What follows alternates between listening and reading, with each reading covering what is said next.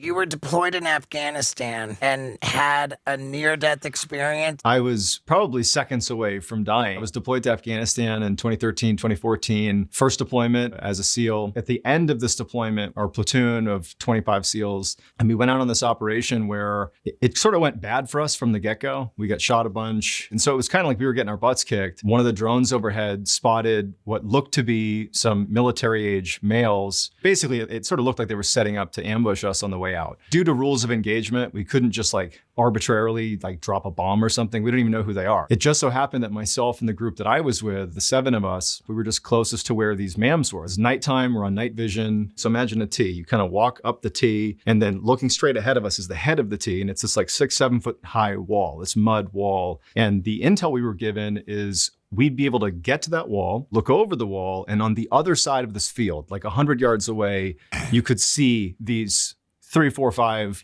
military age males. For a variety of reasons that it was miscommunicated to us. The military age males were actually on our side of that field. So when we peered over the wall, they were literally on the immediate other side of the wall. Definitely combatants, armed, you name it. But they haven't hurt us because we're SEALs. We snuck down here. We ended up engaging them because we really had no other recourse. But 2 of them had hand grenades that they were holding with the pins removed. And so the way hand grenades work are you have this thing called a spoon that you hold down. And when you pull the pin out, nothing happens. But if you let go of the spoon and the pin's been pulled, it starts a timer. And I think it's 5 seconds, it detonates. And so basically they had pulled the pins, but were holding the spoon. They instinctively threw the grenades over the wall. It hit my shoulder. And when it did, I remember thinking, I'm going to die, matter of fact, I'm about to die. And it's really bad that my head's going to get blown off. I can't have an open casket. And then it gets to the ground and I'm like, oh, it might blow my legs off and I might live. And detonates next to me and the 7 of us. It felt like somebody took a handful of rocks and just threw them at my leg and my back. 6 of the 7 of us were immediately incapacitated. I'm on the ground bleeding to death. The one guy on our team who was not immediately incapacitated was our medic. And he would describe